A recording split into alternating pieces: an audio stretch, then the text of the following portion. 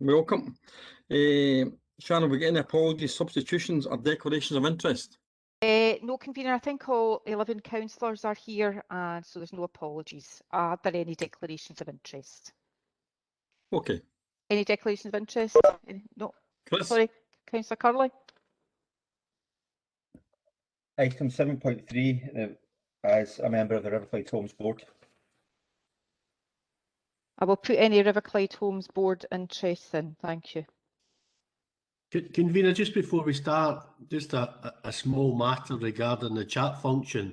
There was an issue in the briefing earlier on where in the toolbox there was nothing, so people couldn't actually send a chat message, and the same problem certainly appeared when I opened my chat function there as well. So everybody needs to ensure everyone is in the toolbox before they send a message, or the message will no send if the toolbox is blank.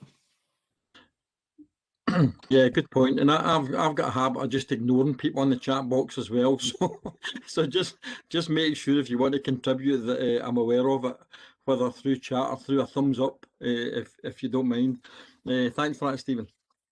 Okay, so we've not got Jerry and Scott today, but we've got Peter and Stuart. So welcome to you both. Stuart, you're no stranger to the committee, but maybe that can't be said for Peter. With agreement, I know we've got expedited papers, but with everybody's agreement, what I'd like to do is maybe go through the kind of 7 different, parts of the paper, and maybe have questions after each of the 7 parts, if that's okay. And that would start with the period 9 revenue and capital, always through the ramp capital programme. So can we agree on that? Just to save questions at one time, would that be okay? Yeah. Okay. We'll start off with the revenue and capital, and that is Mary. Mary, do you want to speak to the report?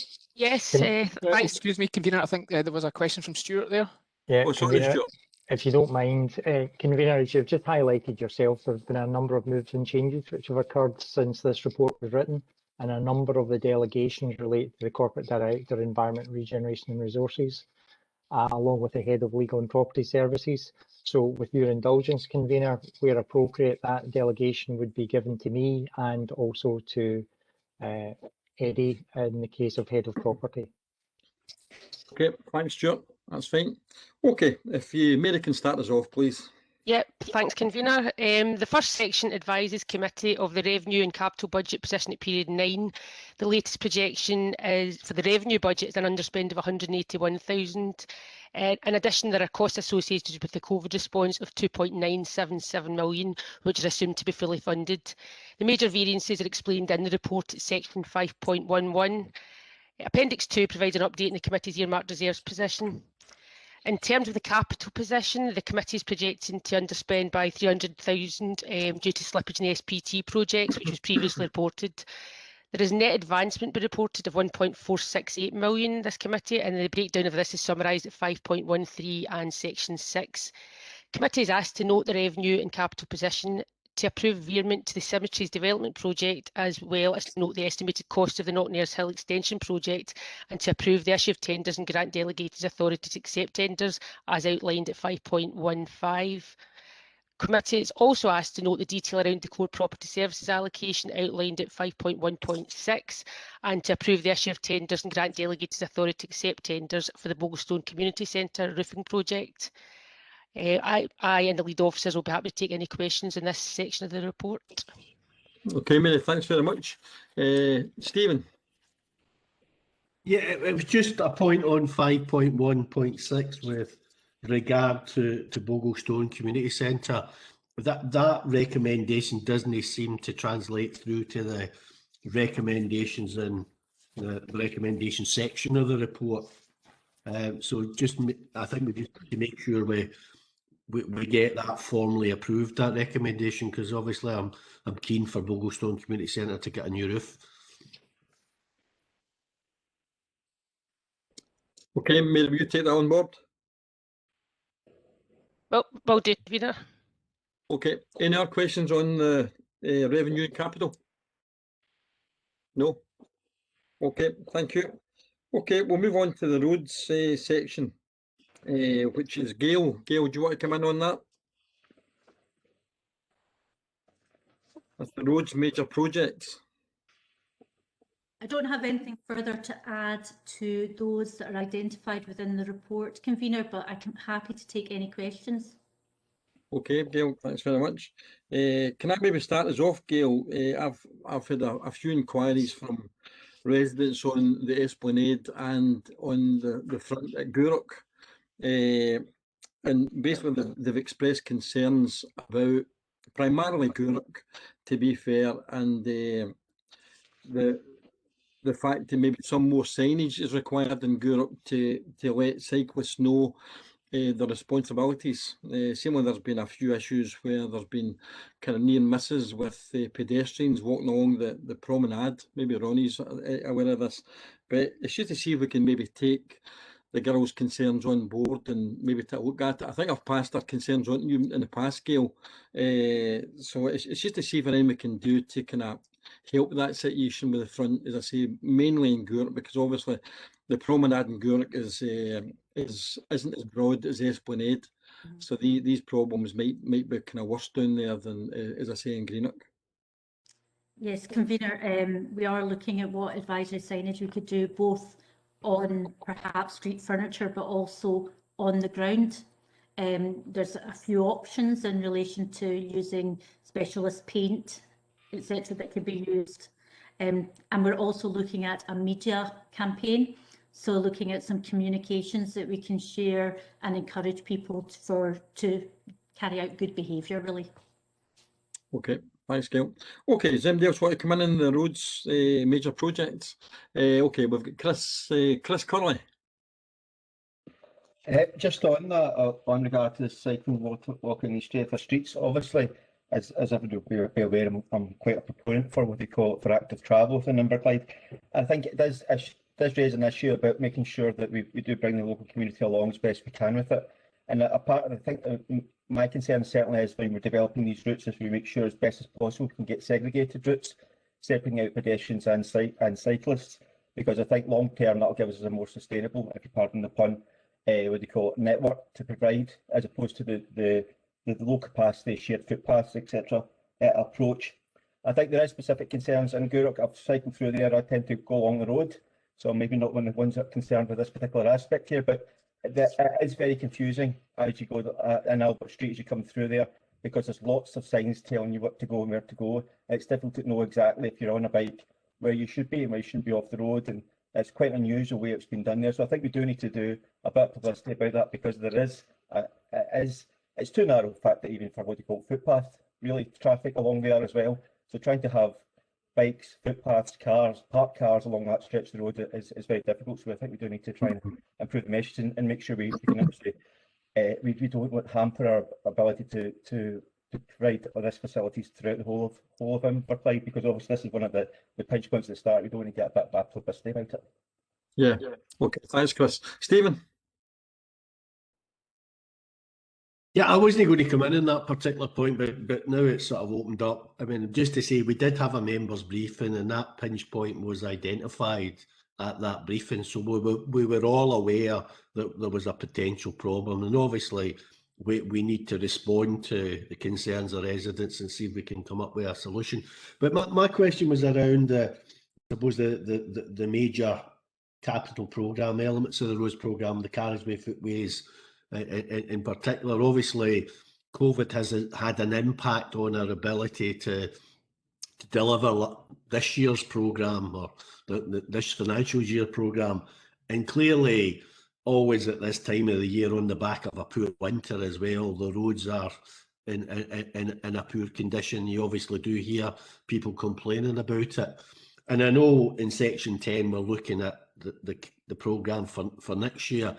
It would just to understand the sort of continuing constraints the road service might be under, and indeed contractors might be under, and what capacity there is, I suppose, to catch up and deliver the sort of what would have been the original sort of planned programme for this year, or do we see that it's going to be a a continuing challenge that we're going to face at least for, what, another 6 months, a year or whatever. Gail, do you want to come in that? Yes, thank you, Councillor. Thank you, Convener. You're right. It has been a particularly difficult year to continue delivering, particularly with the continuing social distancing measures that we have in place. The service have a number of risk assessments that have been developed to ensure that we are able to deliver road network operations. As we move forward into March, we're going to be moving to a patching regime, so looking at areas where the weather and perhaps not being able to address defects that are category 2 and 3 during the lockdown period that have deteriorated further and quicker than we would have anticipated. So we'll be looking to address patching within those locations and structural patching that allows us as a service to be able to address some of the concerns that residents and others are reporting to us. And then we will look to return to delivery of our resurfacing programme. This resurfacing programme does depend on us not returning to more stringent restrictions, and we'll continue to review and update members if that does become the case. Thank you. Okay, Steve. Okay, Ronnie, sorry, you want to come in? Yeah, thanks, Michael. It's really just to add my comments about Europe Prom. I mean, I think we've all been copied on, or most of it anyway, been copied on some recent correspondence about it. But what I can give you assurance is that there's hardly a day passes that we don't have probably quite a major incidents on that prom. I mean, I'm pretty fortunate in that I've got a bird's eye view of the prom based on where my house is. I mean, we overlook the prom, and anecdotally, I can tell you that there's been some real near misses there. And if you allow me, Convener, yesterday, as recently as yesterday, we had the incident of a young couple with a baby in a pushchair, and we had a kid, an infant, on a scooter. And basically they were attacked from both sides by cyclists, one coming at them from the front and one coming at them from behind. And basically when they, and you know, if it's 3 meters that you're allowed to have, the width of the space you're supposed to have, they were taking up 3 meters quite legitimately. So when the kid was pulled across on the scooter, one of the cyclists overtook them on the inside, which was crazy, because if they had moved, they'd have knocked them into the water. And on the other side, they didn't know what way to go. Now, this is a fairly regular occurrence. Mm-hmm.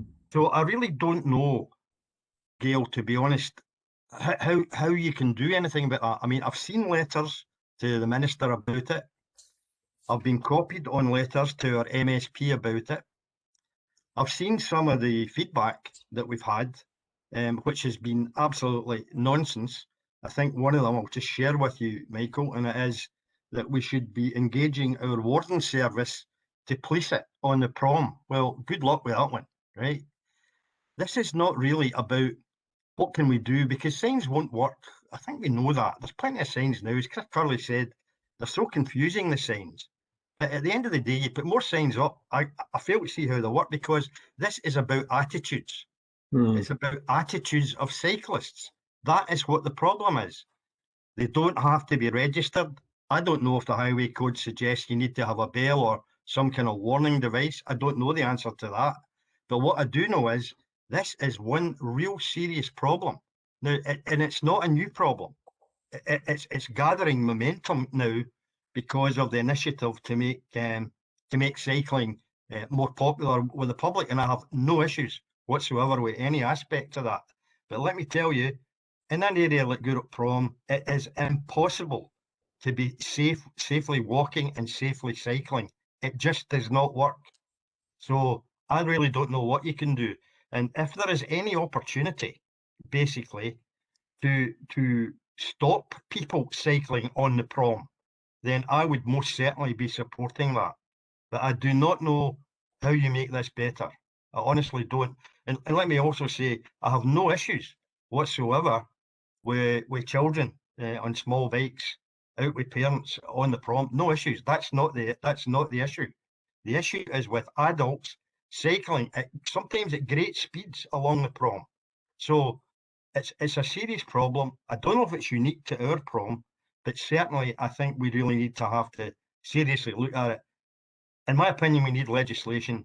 Nobody seems to want to legislate for it. Everybody just keeps pushing the cycling aspect and seems to forget about the walking and pedestrian aspects. So that's my talkings worth, Michael. Okay. Gail, what about Ronnie's idea about cyclists being taken off the promenade? What do you put? Apologies, convener, took a wee bit moment to unmute then. I think as looking forward, we would be looking at segregated type routes and areas where you are keeping pedestrians and cyclists apart. As we look to our active travel strategy, that would be a key element of what we'd be looking to do. And I'm happy to meet with the team, and also nationally, we are looking at this because it isn't only in Guruk and Inverclyde. It's happening nationally because of the fact that there isn't dedicated cycle infrastructure in place in many places. It's still quite new and it's still evolving and it's still being rolled out. So I'm happy to take this as an action, speak to the team and come back and speak to members about it. Okay, Gail, thanks for that. Jim McElhinney, Jim, you want to come in? Yeah, first of all, be a comment on the cycle. If it's unsafe, and it is indeed unsafe for pedestrians and cyclists, then we shouldn't be allowing dual roll type thing. We should just stop, just force the cycles back onto the road to make sure the pedestrians are safe. Particularly, Ronnie highlighted the fact that a young toddler, quite within whether it be a set of reins that they're walking on, could easily stray, and it could be a catastrophic accident there just waiting to happen. So that would be my point on that.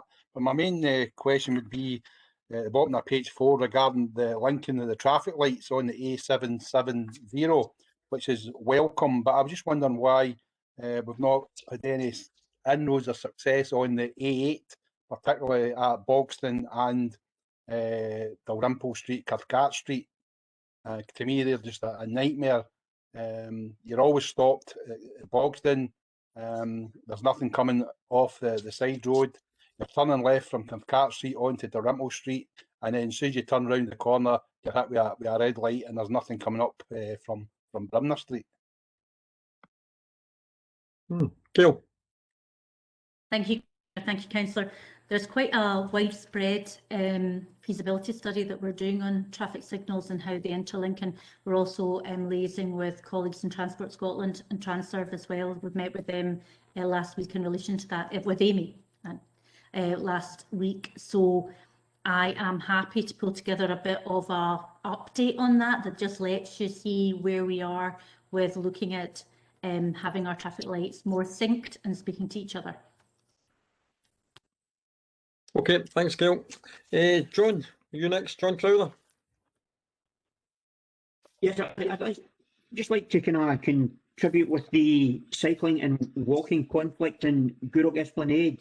It's an area that quite often I actually walk along, and basically it goes down to the attitude of the minority of the cyclists who completely disregard what you could claim is a cycling lane, and they tend to ride abreast over the full length of the Esplanade itself.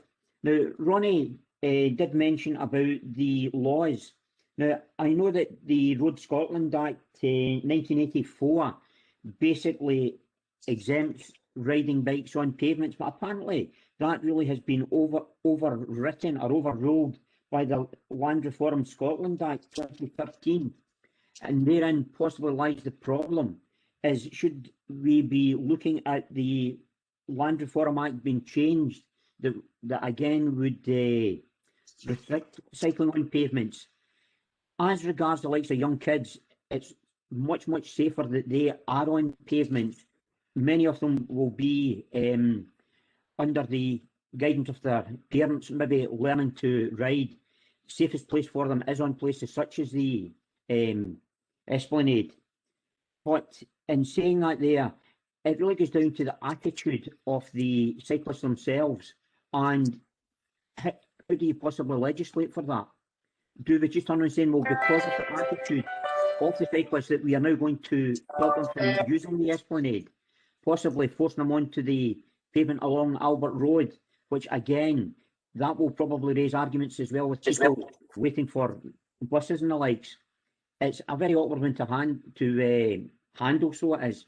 But the way that I tend to look at it is that if we can reduce the number of signages, that may help. It is a national cycle route, but it's hard to legislate on. That's all I can really add to that. Yeah, absolutely. Okay, thanks, John. Okay, so Gail, you'll come back with some more information for us on that. Okay, can we move on to the property section? Is that okay? And that's Eddie. Do you want to go through stuff with us, Eddie, please? Yeah, thanks, Convener. 6.4 includes an update on all the various core property capital projects. Now, I won't go through all of them, but I'll touch on a couple of the larger ones. So the Clyde Square roofing project, the scaffolding is nearing completion and the temporary roof is programmed to be installed next week. The King George project is nearing completion, is now expected to be complete next week, which is slightly later than noted in the report. Mary's already covered the items for noting within 5.1.6, and that's the allocation of funding to address ventilation improvements in the municipal buildings, Grand Corridor, and the further allocation of funding to Bogglestone for the re-roofing project. So I'm happy to answer any questions either through myself or Alan. Okay, thank you, Ron. I think you're next one. Thanks, Michael. Just a quick one, Eddie. It's 647, and it's about the sea walls, the retaining walls. I was just interested to know if we had any prior reports about the condition of the sea walls, basically across Inverclyde. You know, are we going to have a condition report on basically all of our sea walls, or you know, are we going to target some? Thanks. Okay, through you, Convener. I mean, this allocation is there to make an attempt to try and get as much information as possible on this, because we don't have an awful lot of information at the moment. So we've dealt with some areas in isolation, like to the rear of Gourock Pool, and areas such as Slipway and Coronation Park and Port Glasgow. We're aware of some other areas been dealt with out with the council and other owners such as Peel, but the first stage of the process is to really get the asset map accurate and know exactly what we own and what we don't.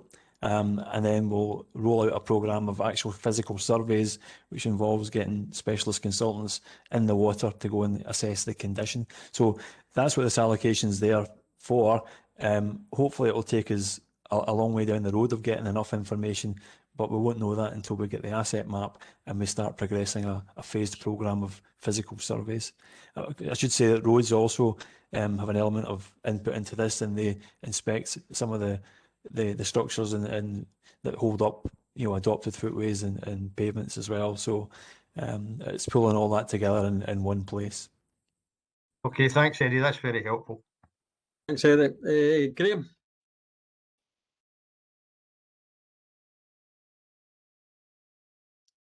Hi, Graham. Thanks very much. Thanks very much, Convener. It's welcome to see the scaffolding going up in the municipal buildings. It's very skillful. It's actually interesting to watch the men, and maybe some women, I'm not sure, build the scaffolding. We all understand why it's going up, and the investment in obviously to ensure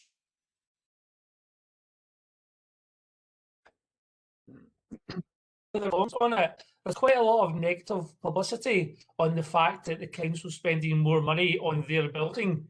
That's not accurate, so it'd be really helpful if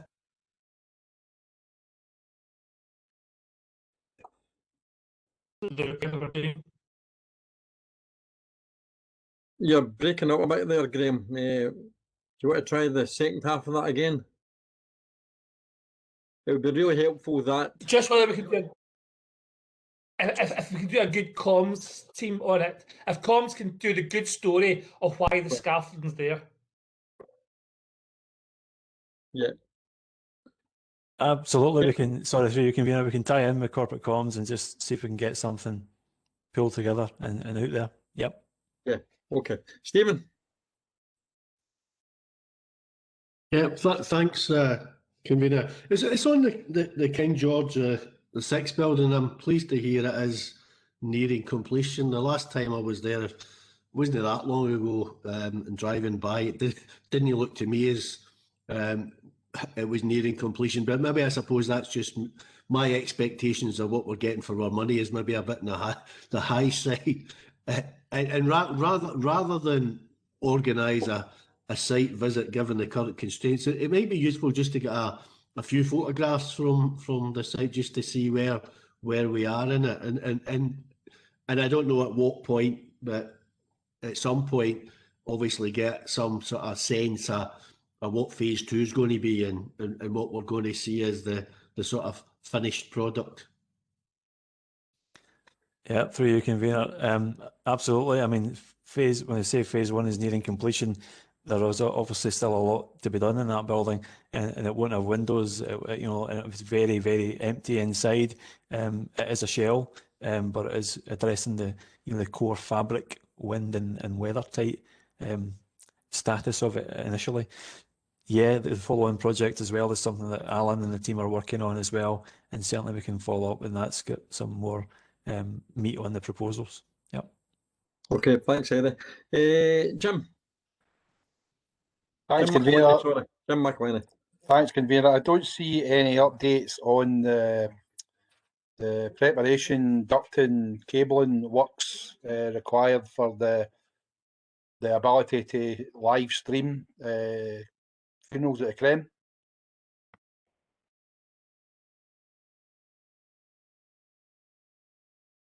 Not sure who's dealing with that one. Stuart, you want to come in that? Stuart. Yeah, through you, convener.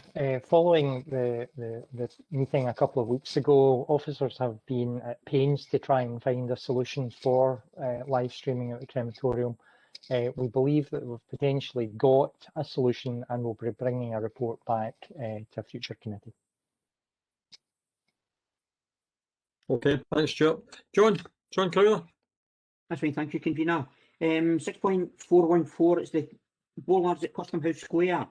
Now, I am aware that there has been, I would use the word controversy, which is words that were used by people who contacted me in respect of the temporary barriers.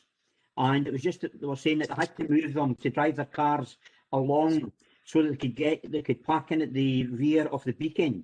Now, I spoke out against their plans, simply because they were driving along a footway and should not be on there. So if these safety barriers are put in place and they're put in on a permanent basis, obviously I would be quite happy with that, because there are a substantial number of vehicles are driven along a public footway adjacent to the River Clyde itself, which basically leads on to 6.4.7 that Ronnie had raised in respect of the sea walls. Now, these walls would have been built probably at the same time as the East India Harbour, which I know was constructed in 1805, so they are of a substantial age. Now, this was initially transferred by Inverclyde Council to RI, and RI in turn transferred it to Peel Land and Property. That was under title deed REN 126174. And I do know that they renounced part of it, and the part of it that was renounced was the seawall. So the seawall from, you say, from Custom House Quay to the entrance of East India Harbour does belong to Inverclyde Council. That's all. Thanks for that, John. Is there any truth in the rumour, John, that you used to walk past East India Harbour when it was getting built? Okay, that's helpful. Okay, any other questions? Okay, can we agree that section of the report? Okay, thank you. Okay, City Deal project. Stuart. Convener, through you. In respect of Greenock Ocean Terminal, the tenders have been returned for the building, and a report is being prepared, which I hope to have this week, allowing officers to present the report to the special meeting of the committee on the 16th of March. With regards to Inchgreen, the joint venture is continuing to be developed apace, with twice weekly meetings taking place with Peel Ports and ourselves, along with the relative lawyers. And again, I would hope that we'd be able to bring a report on that to the meeting on the 16th of March. Sticking with Inchgreen, convener, members are aware that we were successful in obtaining support from the Clyde Mission for works at the plater shed, which focused on recladding the shed along with upgrading the craneage, electrics and toilets. We have not got formal committee approval to accept that grant, and with your indulgence, convener, can I seek the committee's delegation to do so? And a report will be presented to the committee, as I said, in respect of the joint venture at the 16th of March. Inverkip, we finally have confirmation from Scottish Power that they will share the design package with us, and whilst we've not yet had full access to the package to allow Gail to interrogate the work done to date, I can confirm that I have now received one drawing. Happy to take any questions, convener. Thank you very much, Stuart. Questions for Stuart? No, can we just agree that section? Yeah. Okay, thank you. Okay, moving on to property, various issues. I believe this has been taken by Gail and Stuart. Gail. Can I just ask a quick question? Can we clarify what additional delegation Stuart was looking for in that instance? Stuart? The delegation which I seek, convener, is to accept the Clyde Mission Fund award in respect of the plater shed. So that's an award of funds to the council, yes. Yeah, I'm happy with that one. Okay, Peter. Okay, that's fine. Okay, sorry, Gail, you want to come in on the property, the various issues?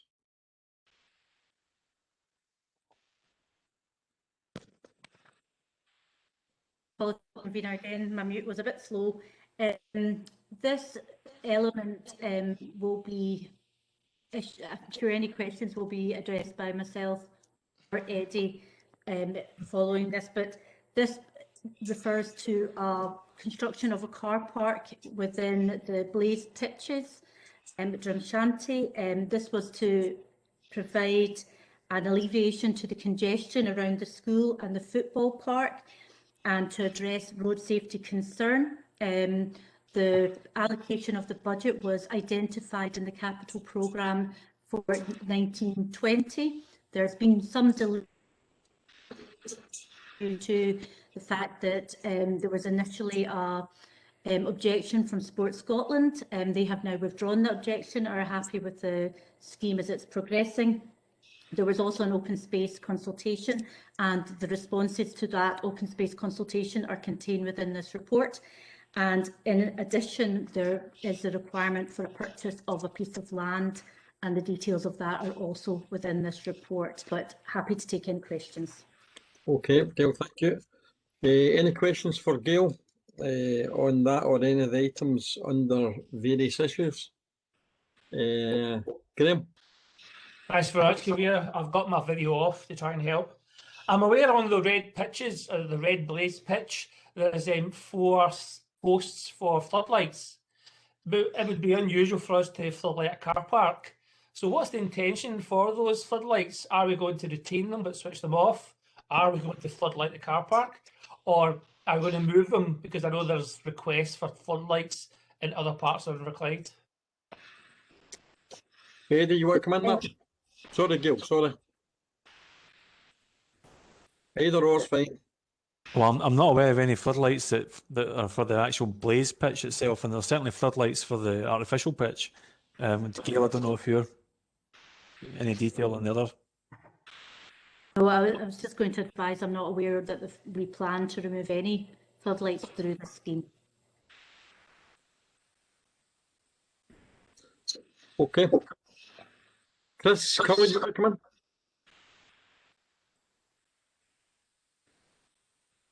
Thank you, convener. I think it's on item 7.1, and I think it's related to Drumshanty Car Park.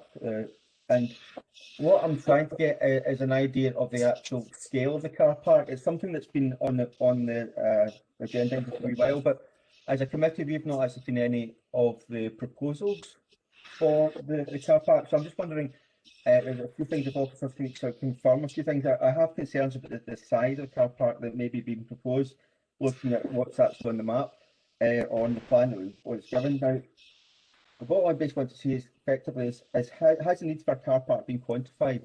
What size of car park has been proposed? I've got concern over flooding. If you're going to be what we call it, removing an area of free training material, and we're going to be providing it, what do you call it, if it could be a car park, etc. Is a flooding assessment being carried out to see what the increased risk of flooding? I'm conscious of the fact it's right beside the burn there, and it's also natural what they call natural catchment area for that. I'm also concerned with the environmental impact. Members and officers will be aware that last what we call it year we unanimously approved at council that we should be considering environmental outcomes of measures. Now that has not been formally adopted yet, but this is one of the sort of situations I think that would have been very useful, because we're now dealing with opening up a green space, well, it's not green at the moment, but an open space, turning it into possibly a car park. It's going to be a long-term investment for the area, say. And then what is the environmental impact of that? Is that going to have a positive impact going forward? Is it going to have a negative impact? I think that's open to question. The other thing is basically related to how much this is at odds with council policy with respect to travelling to and from schools. We seem to be what they call it, proposing a car park to address issues with dropping off kids from school, as well as maybe other issues with respect to getting access to the actual park itself. Now, this seems quite a lot with the actual philosophy, which is try to encourage people to actually walk to school with their children and drop off their children that way, as opposed to provide a car park for them to do that. I understand that in the short term this is an issue, but it seems to be very strange people proposing to build a car park for that sort of purpose. And that also all depends on the size of the car park that's proposed. So I think if you could answer these sort of officers to be able to answer these sort of questions first of all, then we can see how things develop. Gail, do you want to come back now? Yeah, thank you, convener. Thank you, councillor. The proposal has been through the planning process, and the drainage proposals have been addressed through that process. There was a number of changes that were required through close working with the planners, and they are now approved. No environmental impact has been carried out that I'm aware of. This was not required for this project. And in relation to the number of spaces, it's in the region of 80 spaces. Now, that will be finalised when the car park is actually constructed, because of the fact that that will be when we line the car park, and we'll be able to assess exactly the number of spaces that are available. In relation to council policy, we do have an active travel and sustainable transport aims that we encourage safe routes to school. We encourage people to think differently about their travel behaviour, not always travelling by vehicle. In this location, there is an issue. It was identified through the members' requests, and that is why this location has been progressed. Thanks, Gail. Stuart, you want to come in there? Yeah, Michael, just a point of clarity. Ms McFarlane's absolutely right that the application for this car park has been through the planning process, but it hasn't been determined because of a matter of procedure. So it was withdrawn and it's subsequently been resubmitted, just in case members thought that they had missed a planning consent. Okay, thanks, Stuart. John Crowther, John, do you want to come in? Yes, thank you, convener. I was actually just looking at tying in 7.1 with 6.417, which is the current drive depot. Now, Gail has actually mentioned there about the reason why the car parking is a requirement, and it relates to alleviate parking for the playing pitches there, plus the school. Now, we also have within 200 yards or so of the proposed car park, there is the Kirn Drive depot, which will be vacated in due course. That already has a surface. It may be a cheaper option to use the depot. Now, the other reason behind that is we know that the Scouts have also made a request for the use of the Kirn Drive Community Centre. And if we put that all together, would Kirn Drive Depot not be a suitable alternative, possibly a cheaper alternative? Stuart, do you want to come in there? No, Gail? I'm afraid that, the team have not considered that through the allocation of capital to this project, the team have progressed this project, so we have not assessed alternatives within the. Ronnie, do you want to come in? Sorry, John. Sorry, you go, John. Would it therefore be possible to assess alternatives?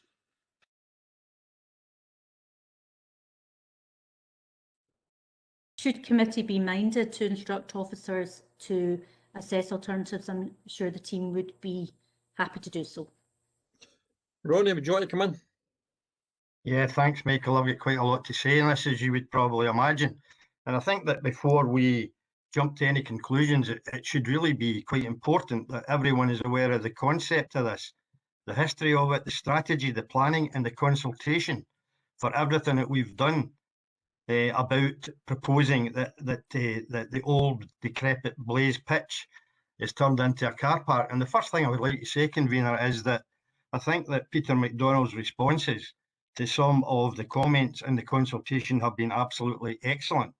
I would like to thank him for that, because we've gone through this with a fine-tooth comb and tried to basically answer all of the concerns that people had in the consultation. So if you'll allow me, convener, I'd like to go through quite a lengthy piece here, and I hope it will clarify a lot of things, including the question from Graham Brooks about lighting, about floodlights. Basically, convener, I've been involved in activities and developments in this park for more than 60 years. And I'd like to make a number of points relating to this proposal. As far as the background is concerned, the playing fields in the park are 65 years old. The Blaze pitches are slightly younger than that, but not far away from it. Over the years, I've been engaged in numerous aspects relating to everything to do with the park, including the installation of floodlights. And I think that was about 20 years ago, 25 years ago, the construction of Guruk Yak, and as referred to in one of the submissions, bringing famous players to take part in charity matches, Souness and Johnson being just two of about 30 international players who've played down at Guruk in charity games. So that's a bit of background to my involvement in my relationship with the area. But, convener, we didn't simply wake up one day and think, why don't we just put a car park, turn this old decrepit Blaze area into a proper car park, because it's been lying there for 12 years. It's not been touched for basically 12 years. As I mentioned earlier, it's 65 years old. There are 2 grass pitches, a cricket pitch, a 3G pitch, and a nursery, all on the site. Currently, there are official parking spaces, wait for it, for 15 cars between the council pavilion and Guruk Yak. This has caused and is causing significant problems. The area involved here was the car park for Guruk Highland Games, and when the charity matches were on at Guruk, the car park, the temporary car park, was completely full. Today, people are reluctant to use it. It's got potholes, it's flooded, and this causes parking problems everywhere else on match days. Cars are parked illegally and also parked on grass verges opposite the 3G pitch, causing damage. Some of our own folks in the council have tried to stop them doing that by putting cones down, and they've just been thrown away. And basically across from the 3G pitch on the pavements, they're parked all the way down from basically the last house on Drumshanty Road, more or less down to the bottom of Tower Drive.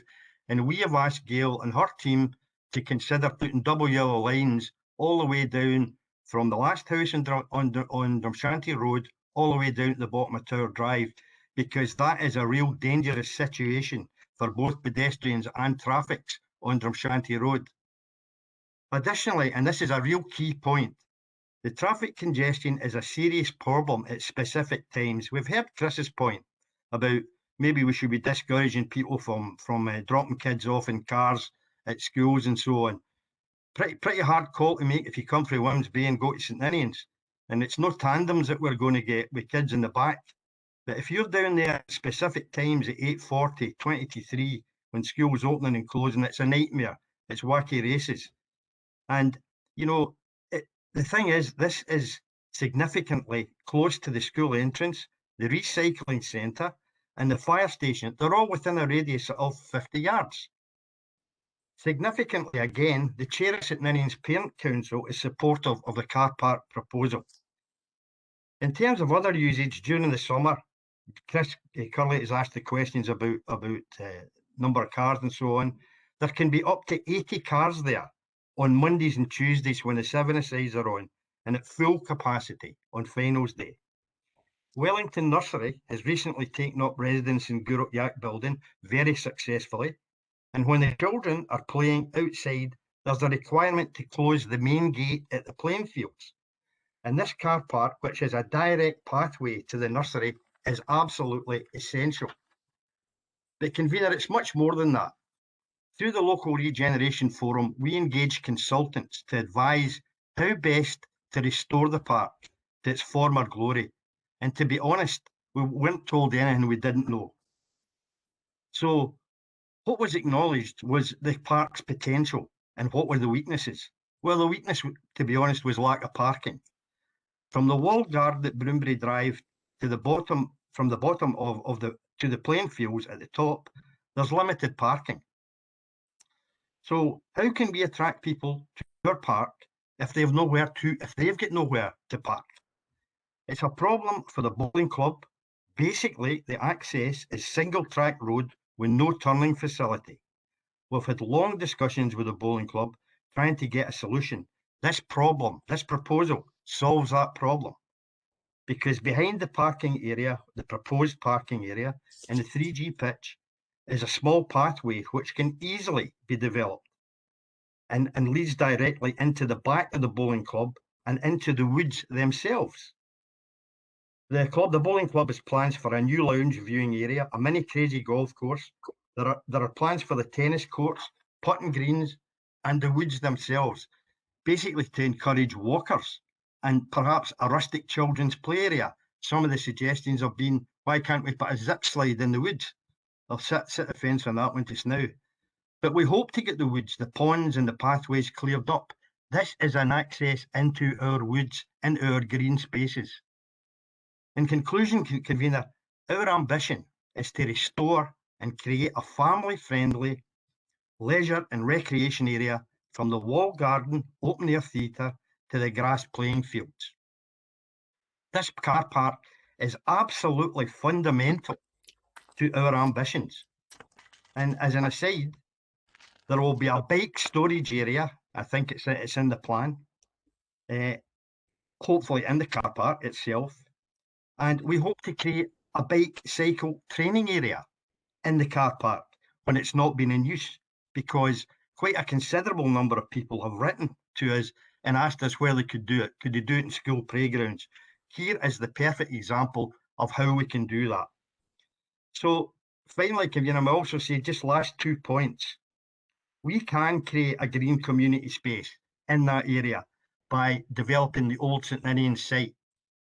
And we have tried to put some funding in place to probably make a start to do that. That would be green community space. And may also say that we support the point made by one of the correspondents, and that is that the car park be closed in the evenings, if in fact this proposal goes through after play is finished, because we can't have it used by quad bikers, motorcyclists and others. And that's a real problem, not just for us, I'm sure, but for others in the area. And that would be the case. We would like to ensure that happens, and we would campaign for this. So thanks for your time there, convener. I thought it's really important that I put all of the points across. This isn't just, why don't we just make a car park on this vacant space? There's a lot of thought went into this. There's a lot of people basically have given it an awful lot of thought, effort, time, and so on. This to us is basically a gateway to restoring our park to what it was in former years. Thanks, convener. Okay, right, thank you. Jim McElhenney, Jim, you want to come in? Yeah, thanks, convener, and thanks to Ronnie for that bit of nostalgia. Takes me back 40 to 50 years when I actually played and trained on that Blaze pitch. Jim, and I thought you were going to say referee, and I wasn't going to comment on that. And I've got the gravel rash scars still to this very day. Been a goalkeeper to prove that. The current space is part of our Parks and Leisure estate, although it has been neglected since the 3G pitch was installed. Looking at some of the responses to the representations that's been made, I think one of them says that kids could go to the Battery Park. I think the King Street Park is nearer, but that's by the by. For me, current strategy, stroke Inverclyde Leisure strategy is that the 3G pitch gets locked when there's not a let or booked. Likewise, the upper grass pitches area, the gates get locked after there's no lets, or indeed the nursery or the yak have finished using it.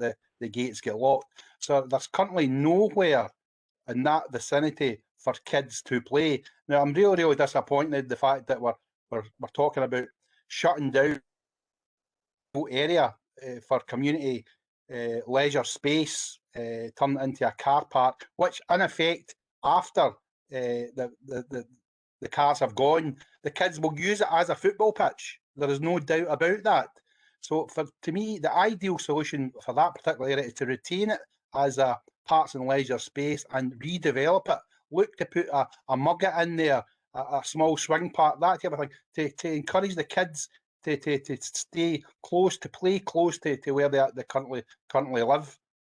So I think opposed at this moment in time to see the benefits.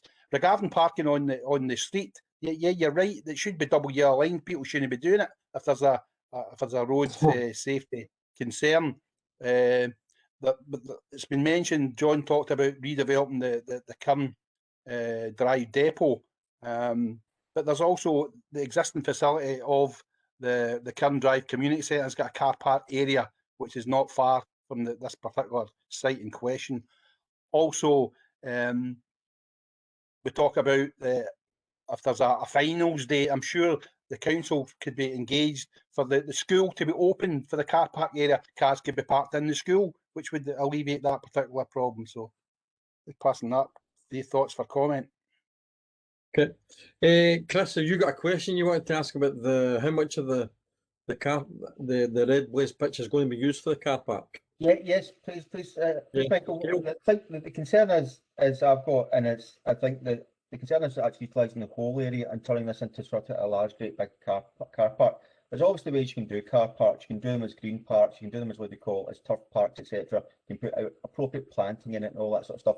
But the concern I've got is the plan that I've seen when I've looked through planning, which I know has been drawn, but it actually has 154 car parking spaces in it. Now, we talked about today for 80, so I'm just a bit concerned about how much of this actual flat area is going to be used for parking. Now, I think what they call it, there is a case for having a car park there in Drumshanty Road. What my concern is the scale of this car park and how many parking spaces will be in it, and what will be the detrimental effects to the rest of the flat area, because we could have a car park in here. So I don't think anybody's against the idea of having a car park at the top of Drumshanty Road, but it's the scale of it and how that will then, what they call, sterilise the rest of that area, which is, as Jim has just said there, could be used for what they call it for a smaller what they call five-a-side pitches, or for what they call play equipment that could be a benefit to the wider community. So I'm just a wee bit concerned about how much we actually plan to use, because the plan I've seen on the planning portal has 154 and it uses up the whole area. But I think Gail said it was going to be 80 spaces. So I just want to see how much we're talking about. I think it should certainly be lower, but maybe about 30 spaces. But I'm just, because that would seem to be enough to satisfy what they call the local 3G pitch and also other things. But how much are we actually planning to utilise here? It's just to make a decision on how we go ahead and do this if we don't actually have what's been proposed in front of us. Well.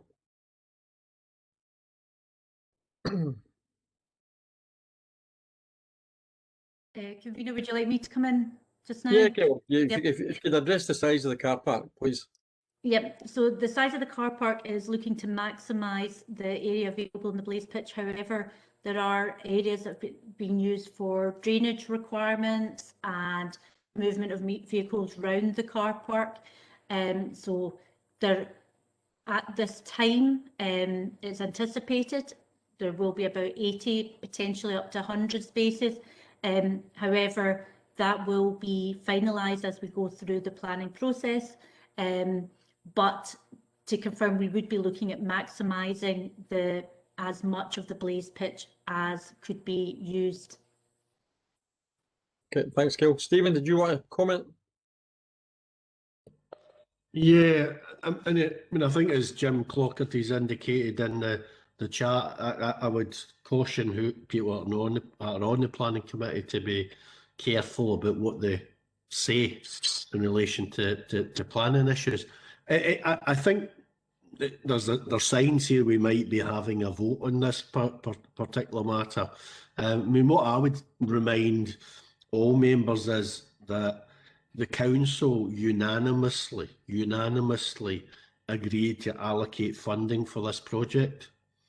Now, that's not to say that when the detail of the project comes forward, you shouldn't look at the actual details and take a view on the actual details. And it might be that members want a further report specifically on the details of the proposal. But in relation to the principles, which is essentially what we're being asked to consider today, which is firstly whether we agree to the change of the use of the site or not, and secondly to acquire the piece of land that we're looking to acquire. And to me, based in the consultation responses, I don't see anything, and it's not exactly an overwhelming consultation response, I don't see anything in the consultation response that gives me any concern about agreeing to the change of use of the site. And if we're going to go ahead, obviously, with the proposal, then we need to acquire the land. So that's the issues that are before us today. But just reminding everybody that we did agree unanimously as a council to support this project in principle when we decided to include the funding in the budget. Thanks, Stephen. Ronnie, do you want to come back in? Yeah, just in conclusion, thanks, convener. Just 2 points from me. I hope I misheard Chris Curley saying that this could be to the detriment of the park area. I really hope that I misheard that. Everything that we're trying to do here is to enhance the park area, not to its detriment. I mean, that is totally, completely wrong, and it's the wrong opinion. And secondly, if somebody wants to come up with 300k to put a mugger on the Blaze pitch, then I'll tell you, we'll grab it with both hands. But for somebody who knows what everything there is to know about this park, there isn't. If people want to put up a smaller playing park, there is another solution, and it is use the hockey park on the other side, which has been lying for 15 years. It's got broken drainage in the middle, and at one time it was the best grass pitch in Gourock. Now, I can tell you that 12 years ago, Gourock Yak offered to do it themselves if they could get prior use of it, and the council at the time said no. But if you want to fix the drainage on that park, you will have a perfectly playable small grass pitch for children. And it'll cost you a hell of a lot less than 300k, I can tell you. And just again, another bit of history that Jim McElhaney mentioned. At one time, the McLean Cup final was played on that, and 2,000 people turned up. and they'd know where to park either. So basically, as far as I'm concerned, this should go through today. And if there's going to be any proposal, I would propose that we agree to this. Thanks, Convener. Okay, Chris, did you want to come in for the last time, Chris Curley? Thank you, Convener. I will be making an amendment to that proposal that we reject the purchase of the land at the moment. As I say, I don't have I'm not against the principle of having a car park there, but I think we need to be very careful about the size of the car park. I think we've accept what they call it. Councillor McCabe's comments about we've agreed in principle to have a car park. Yes, we have, but it's the size of it and the fact that we're looking to maximise the amount in there, and I think that will be to detriment. I think it's a different opinion from Ronnie about respect to what they call the future of the Gourock Park, and I'm about to experience wisdom on this, but also there are different views in Gourock with respect to utilising this park, and I think it's fine to give that what they call difference of post views. So I have a different view from Ronnie. We have a different view from Ronnie on the size of the car park that's required, and I'm not comfortable making that decision at the moment to go press ahead to maximising the space available for the car park. First of all, without seeing what the proposals are. So I would be proposing an amendment, if that's okay, just to reject the purchase of the land to facilitate the car park at this time. Okay, Peter, do you want to guide us through the vote, please? Convener, just to be clear, are we going to deal with this vote at this point in time, or are we going to wait to all the recommendations? I'm comfortable either way, but we just need clarity because we've got a series of recommendations in the recommendation section of the report, which we'll come back to, presumably. Peter, what's your thoughts on this? It's entirely up to yourselves, and we could happily deal with this as, in effect, a standalone item just now, or you could wrap it up with your recommendations at one time. There's maybe some sense in doing it just now because the conversation's fresh in your minds, but it's entirely up to yourselves. I'm comfortable either way, Convener. Okay, I'm quite happy to just do it now. Yeah. And just clarify with Councillor Curley, was his amendment to reject the decision on change of use or the decision on acquisition? It is both. A decision to change use on the whole of the car park area and a decision for acquisition. And presumably Councillor Curley's also calling for a further report, Convener, on the scope of the project, because if you don't, then you're not going to have the discussion you're looking for. Oh, I thank you very much for helping us out, Stephen. Yes, I'll go for a further report as well. Okay. And Councillor Alfeld's motion was that obviously we proceed with the change of use and with the acquisition. Yeah, we proceed, yeah. I just clarify with the committee then, because obviously we've not been into private session yet and we've not discussed the private item, but you obviously have had the benefit of the papers. Are you happy to deal with that just now, or do you want to wait until you've discussed those in private? Happy to deal with it now, Convener. Yeah, I'm happy to do it now. Right, if you just your best to do this slowly, so if you can just bear with me. Convener, just for clarity, because we didn't necessarily anticipate this debate happening. Just for clarity and for my colleagues, the Labour group will be supporting Councillor Alfield's motion.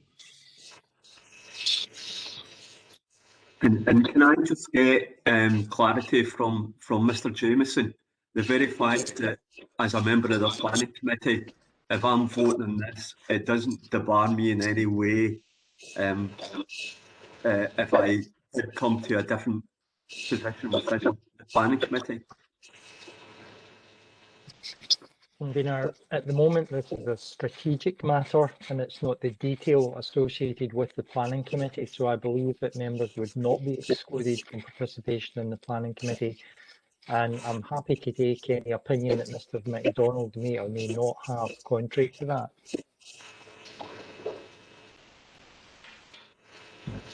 You have a name mentioned there, so I'll be back with you just in a few seconds.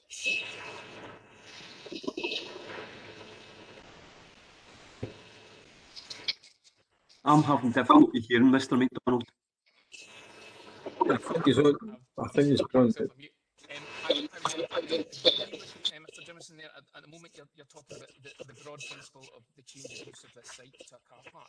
So Peter, can I suggest you put your mic down? I've got it.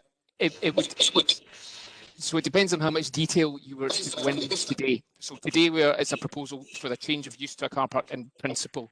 The matter that will come before planning will have specific details of the proposal.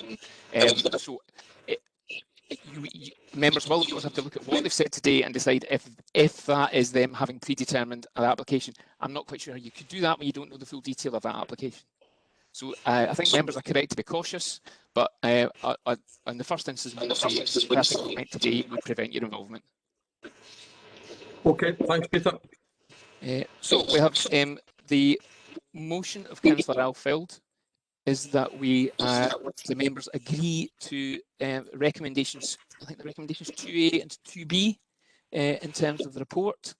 And the amendment from Councillor Curley is that those recommendations are rejected and that it's remitted to officers to bring a further report to the committee on the overall scope of the project. Just to clarify, convener, 2A currently reads approve or reject.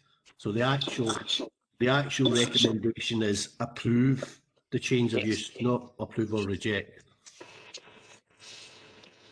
To approve. So, okay, I will clarify that. So the motion is to approve in terms of 2A and to agree the recommendation 2B. And the amendment is to reject in terms of 2A and not to approve recommendation 2B. If I can have the votes, first of all, for the motion or amendment. Got you. Okay. So if I can, first of all, Councillor Alfeld, are you for the motion or for the amendment? Motion. Councillor Brooks, are you for the motion or the amendment? Motion. Councillor Fogarty, motion or amendment? Motion. Councillor Crowther, motion or amendment? Amendment.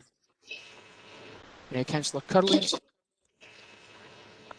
Amendment. Councillor Jackson. Are you muted, Councillor Jackson?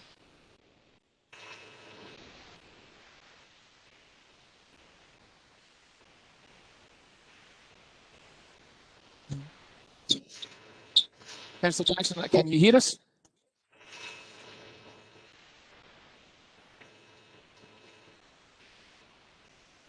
I think he appears to be sort of disconnected.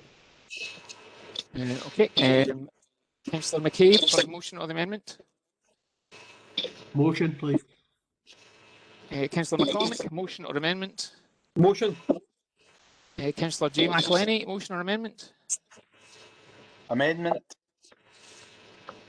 Councillor Mackenzie, motion or amendment? Motion, please. And Councillor Nelson, motion or amendment?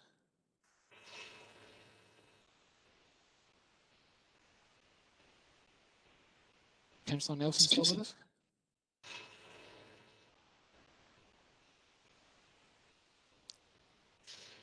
Okay. Convener, I think Councillor Nelson may have left. The numbers have gone down. Alan, can you confirm that Councillor Nelson's not there just now? Has he left the meeting? I'm just checking, Sharon. I'll be with you in a second. Thank you. Thank you.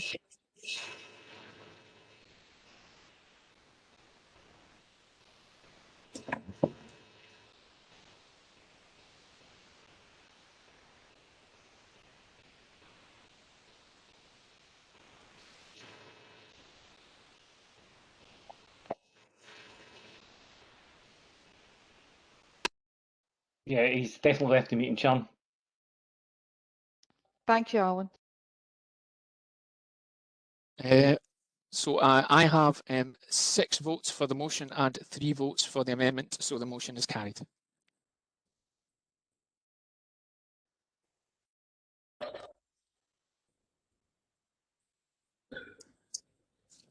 Okay, thanks, Peter. Okay, can we move on then to the rest of the items? in this section under property various issues. So Gail and Stuart, do you want to kind of carry on with this? Or if there's any major points we want to raise? Convener, through you, there are no major points that we want to add to the report. Okay, have we got any questions on the rest of the items in this section? Michael, I'm sorry, I wasn't quick enough to get into the chat there. Okay, run it. I'd just like to make a very quick point, if you don't mind, after my last verbal assault. It's on 7.4, and it's Gourock Park Bowling Club, and it's a lease variation.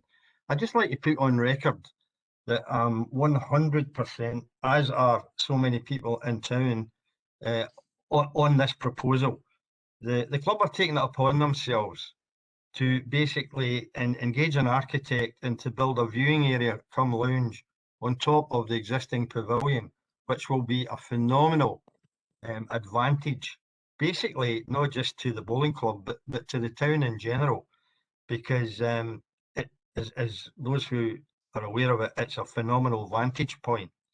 And the fact that I know that Audrey and Peter have been involved in this, that they're proposing to change the lease, makes it an awful lot easier for us to attract some grant aid in that particular area of the club, and it makes sense to do that.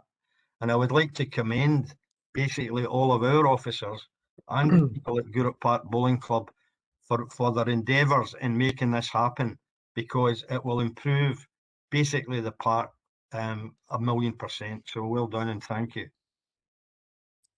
Thanks, Ronnie. Graham, sorry, do you want to come in there? Yes, thank you for that. Like Ronnie, I nearly missed it. It was just a question for Gail.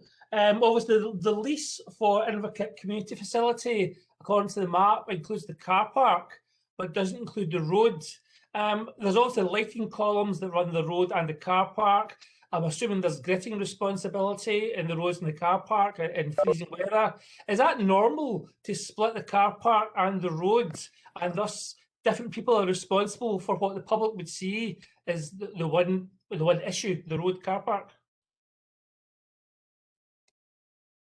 Thank you, Gail. Councillor. Thank you, Convener. It can be. It depends on ownership and whether it's part of the adopted road network. So you're obviously satisfied with the proposal to lease the car park to them, and obviously the appropriate measures will be carried out to ensure that pedestrians are safe with lighting and vehicles are safe with gritting.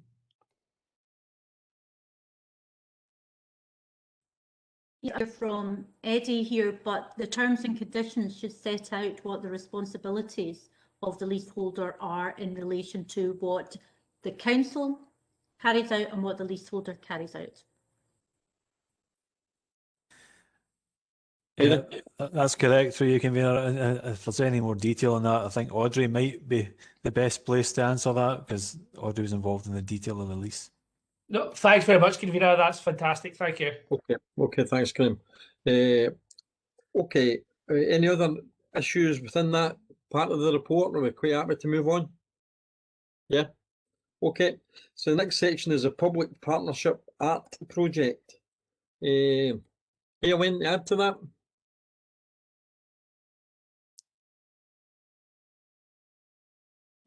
Thanks, Convener. I don't really have anything to add. It's colleagues within libraries, education and arts team are actually leading on this project, which is the development and delivery of an arts project to the National Cycle Network. So they will work closely with ourselves within the Roads Department in relation to our input in that area. Funding is detailed within the report, and an update will be provided to members as the project develops. Okay, quite happy with that. Sorry, have we got Chris? Chris, did you want to come in? Chris Curley? Thank you, Michael. It was just to just confirm my understanding of it. Initially, I thought there was going to be a one-off sort of one location art installation next to the harbours, but my understanding now is there's going to be a variety of, possibly a variety of art installations along the network. Is that correct?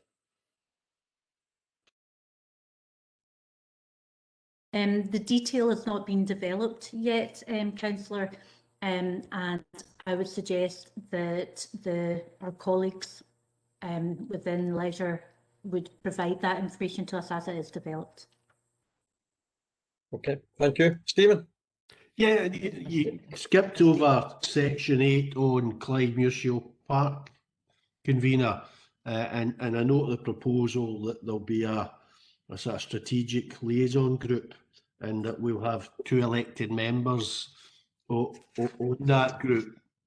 And I was just wondering how we're intending to sort of agree those 2 elected members. It seems to me the natural thing to do would be for our 2 members who are on who were on the Park Authority to be on that group.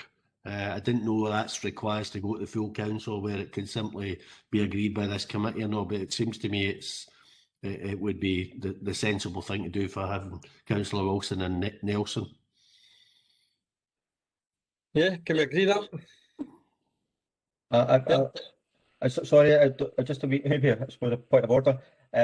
I think Innes was going to hopefully talk about this today, but obviously he's maybe had the IT issues, not be able to attend.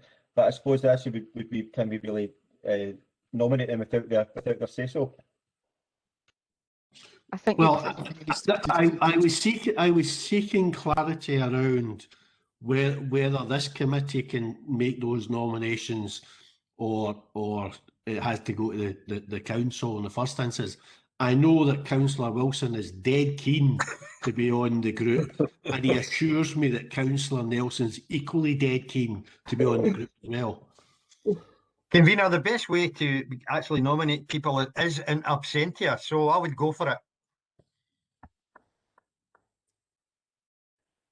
Yeah. Can we agree, if we've got the power, that they are the 2 members on the group, and Peter can check that out, and if one of them decides not to accept it, then we can come back and look for another person. Convener, we'll minute that it's obviously subject to their agreement as well in the minutes. So. Okay, thanks very much.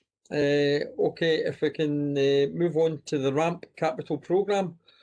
Gail, that's yours again.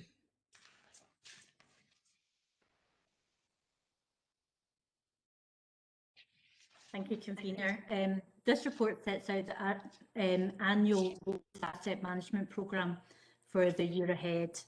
It's year 3 of the approved 5-year programme, and it should be noted in this report that due to COVID restrictions, there were a number of projects that we were not able to deliver in the year 2021, and these have actually been identified and included within the programme for the forthcoming year.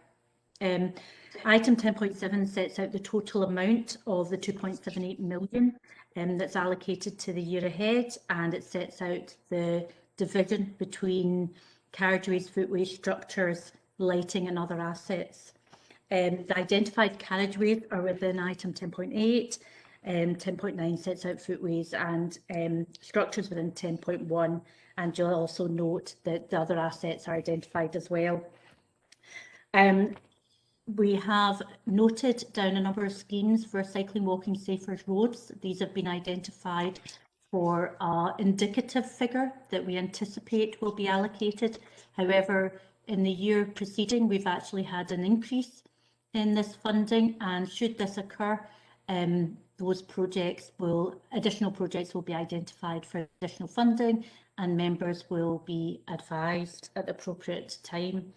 Additional external funding has also been applied for from our partners, Strathclyde Partnership for Transport and Sustrans, and as that funding is confirmed, we will also advise members. I'm happy to take questions. Thanks, Gail. Stephen?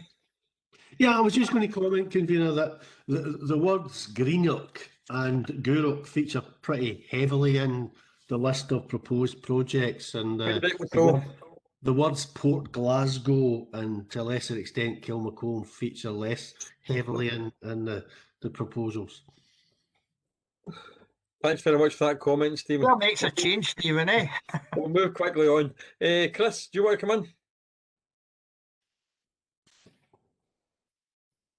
Yes, it's just on 10.12, and I'm picking up one of the Kilmacombe aspects of it. So about the car park in Kilmacombe, obviously at the moment we had a major issues report which identified a number of locations. So I just want to confirm, is the idea for spending the money on the design of the car park, will that wait until after we've got the main initiative report, etc., has been completed, and we've got an agreed location in the development plan for it? Stuart or Gail, do you want to answer that? I can answer to the element about the car park.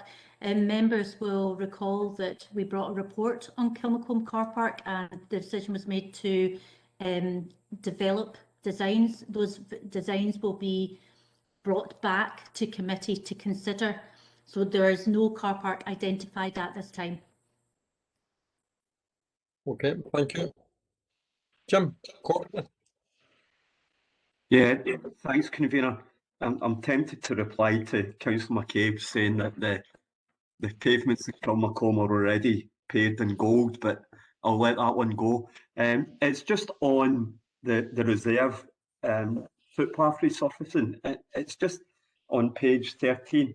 We've got, when we're talking about Ann Street, and we say full length of Ann Street west side. Ann Street is a really large road that goes from Dumfrocker Road right down to the town centre. And I just want a clarification, do we really mean the whole bit of Ann Street? Because that seems very unusual. I know it's just on the reserve, but normally you break Ann Street down into several parts. The top end is in Councillor McElhenney in your own ward, convener, and the bottom end is in Malone and Councillor Brooks's ward. It's just unusual to see.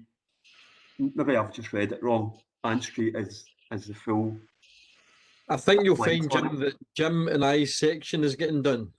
But Gail can maybe clarify.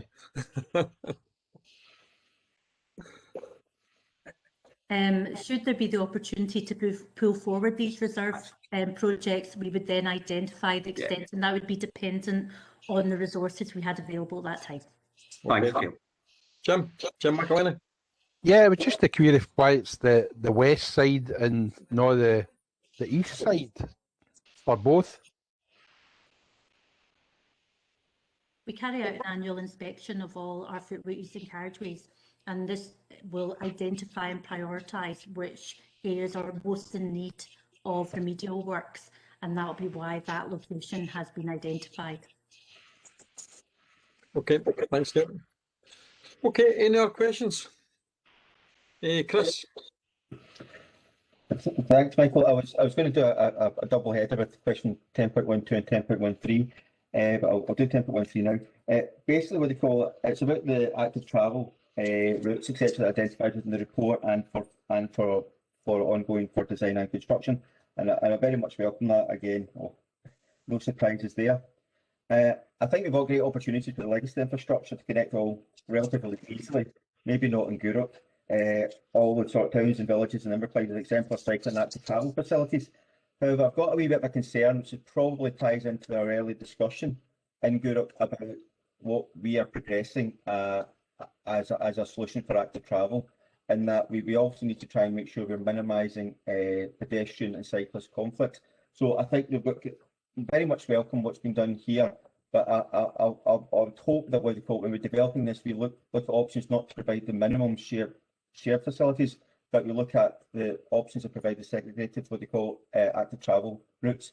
My concern is, I've got a greater concern with respect to any routes that are adjacent to the A8. Yesterday, I was walking along the A8 on the path that's there, which is relatively wide, and it may be considered to be 3 metres and appropriate for active travel. And while I was walking on the path, a family of 4 came along, 2 adults and 2 children, very easy. And I realised by looking at that how there's a great possibility for conflicts to occur, somebody to not to hear the bikes, etc., or somebody to lose control of the bike, especially younger people, and actually really make our way onto the main road, which is the A8, as you know, which is 40,000 vehicles a day, right next to what could possibly become a cycle path. So I would strongly suggest that if you're looking at zones, anything around that corridor, we either look at cycle paths and active travel paths slightly remote from an existing carriageway, or we look at methods to protect what they call users of them from the traffic on the carriageway.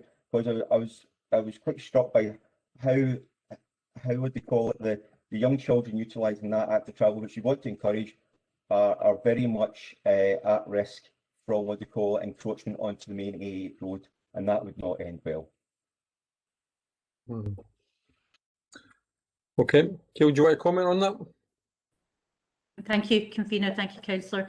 My comment would be that we do follow the specification design, particularly cycling by design, and we would be looking at whatever scheme we took forward, whether there's opportunity to work with colleagues within Sustrans and whether there's an opportunity then to look for further external funding, which allows us then to do much more in the way of land purchase or a wider scheme. We are about to commence the consultation for Greenock Connections. That is going to be looking at the wider cycle linkages to Greenock. And we've also got the wider cycle linkages that we're doing consultation on as well, which looks at connection wider towards the villages. So all of those will be shaped. We'll then look to develop a scheme that will go to Sustrans or other stakeholders such as SPT to look as well if there's an opportunity for external funding. Thank you for that. I think it's good that we get visibility on it. I know we had the members briefing last year, but I would like to see us developing this and getting visibility both in out towards elected members and to the community on the sort of phasing and what we're actually planning to do. At the moment, the only sort of plan that's out there that's on our website is the 2008. It only shows 2 cycle paths. Now, in reality, if you're trying to encourage active travel, it's not just 2. We need 22 effectively. So it's how we actually encourage that and get that visibility out there and get people to see that this is a phased approach, and once it's all finished, we'll have the great benefit of it. But I think with regard to the 8, we've got the adjacent in-screen site, and I'd hope that we'd be looking at trying to, what they call it, about where we'll be in charge of that site, developing that site, to actually incorporating active travel within whatever we're doing there, and also incorporating public transport as well, and how we actually make improvements along there to make sure that if we get what they call employment in that facility, people have the options to travel there in a sustainable manner, either by walking, cycling, or using public transport. And what they call it, we build it in so that we have a situation so we don't need to have as many car parks and taking up that valuable space there, and we can actually maximise the space for industrial use. And I think also we have to be mindful that there's a responsibility on cyclists as well, especially when they're travelling along, whether it be the promenade in Gourock or the A8, and there's a family of 4 using the curb. They have to appreciate that they've got to accommodate the pedestrians as well by slowing down, taking cognizance of the fact that there may be kids on the pavement. So I think there's an education aspect to this as well for cyclists and pedestrians going forward, But does anybody else get any comments? No? So can we agree all that was in the recommendations? Yeah. Convener, can I just clarify a couple of points on your recommendations then? So yeah. Recommendation 3.1, that we were adding in Stuart's authority to accept the Clyde Mission funding. And you were also looking to add in the recommendation of Councillors Nelson and Wilson, subject to their approval, to add the addition to the body that Stuart has referred to in his paragraph. Yep. So the appointments outside bodies is a matter reserved to full council, so we will liaise with Stuart just to check the nature of this body, and if it's necessary, we will simply make a further report to full council with your recommendations. And the 3.1.1, as Councillor McCaig pointed out, to include reference to both 5.1.5 and 5.1.6. Yeah. Okay. Okay, everyone. Thanks very much. Okay. See you later. Thanks a lot now. Bye. Thank you, Michael.